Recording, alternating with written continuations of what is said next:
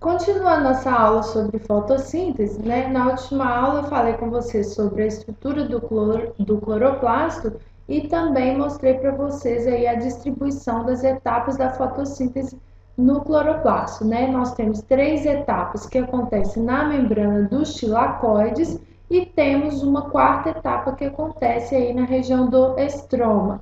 Nós vamos agora nessa aula falar sobre cada uma dessas etapas. Então, a fotossíntese ela tem início aí com a absorção de luz, né? A luz é absorvida através aí da molécula de clorofila, né? Que é encontrada aí no interior dos tilacoides, tá?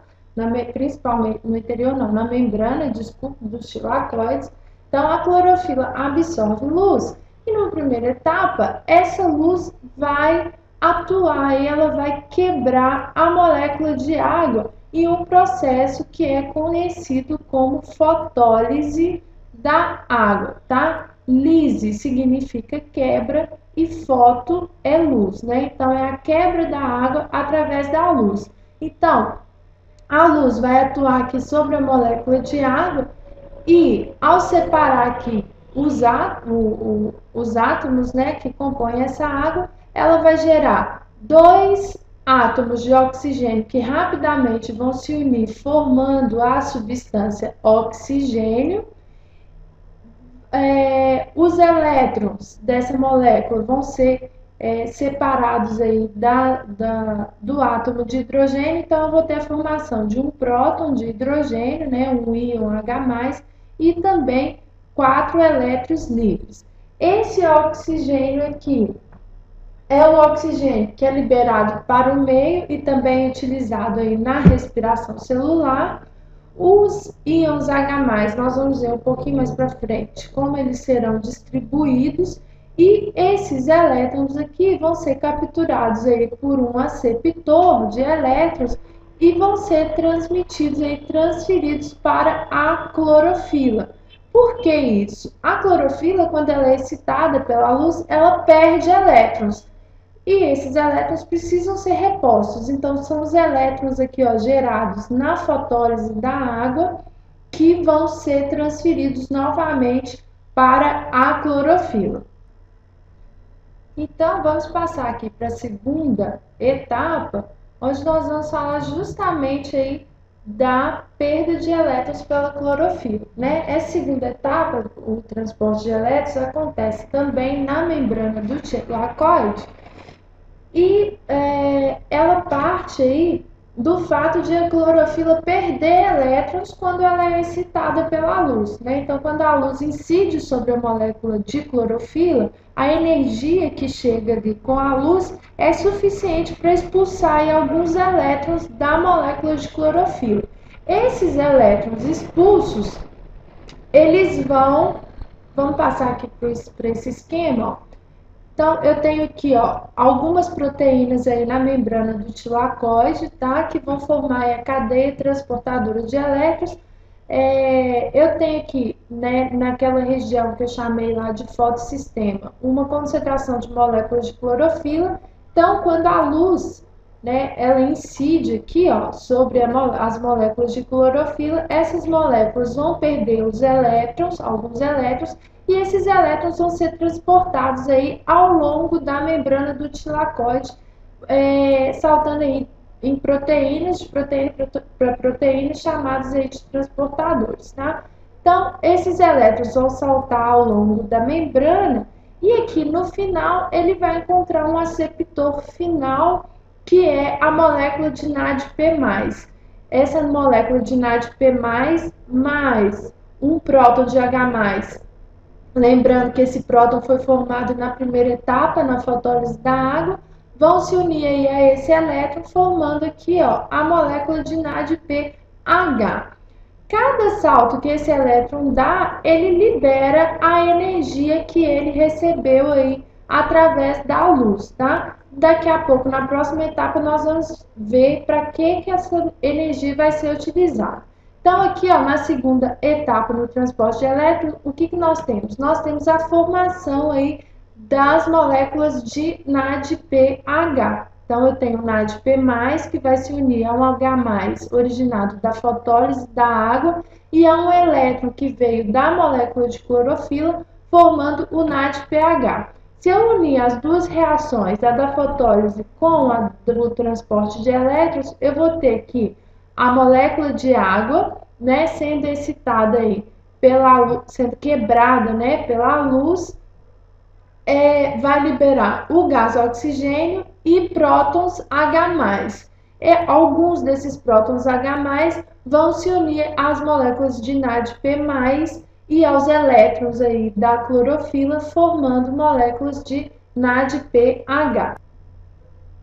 Continuando, então, na terceira etapa, eu tenho a produção de ATP, que é chamada de fotofosforilação, tá? Porque ela tem início aí com fotofosforilação, porque ela tem início aí na fotólise, tá? Então, o que acontece?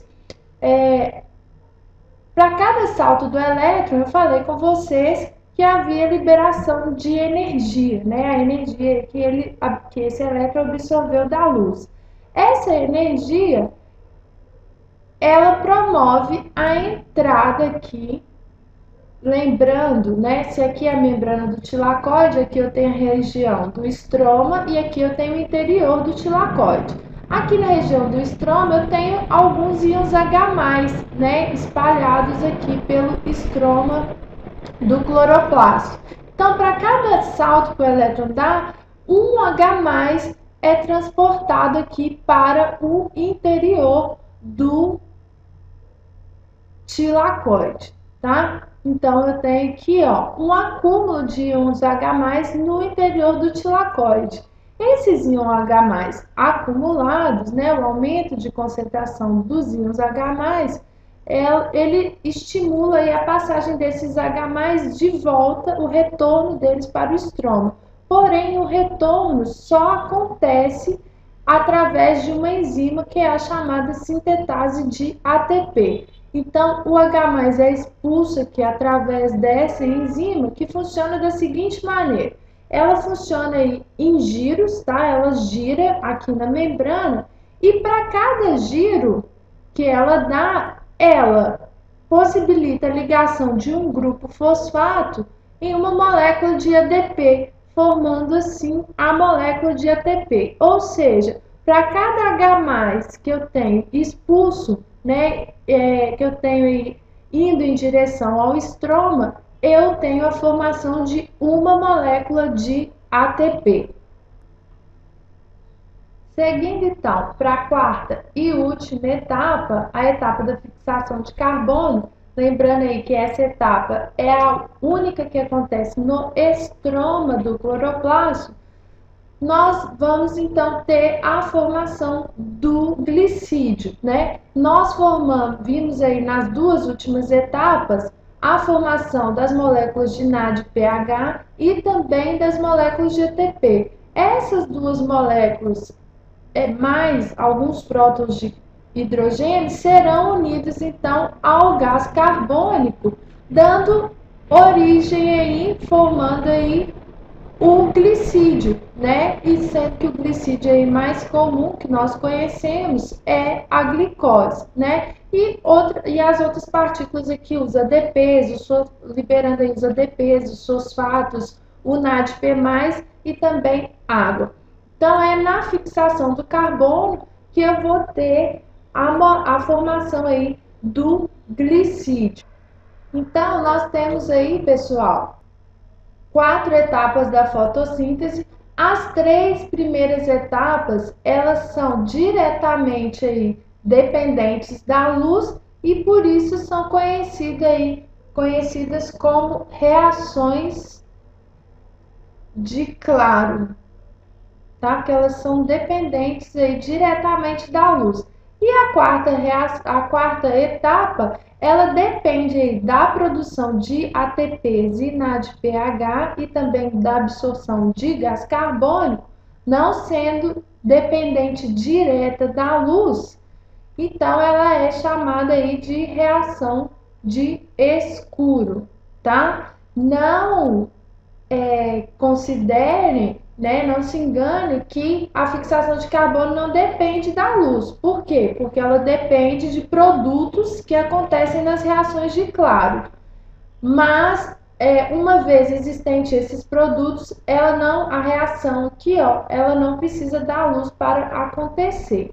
Então, espero que tenha ficado claro para vocês as reações da fotossíntese e que essas aulas sejam muito úteis aí para vocês nos vestibulares. Um grande abraço, bons estudos!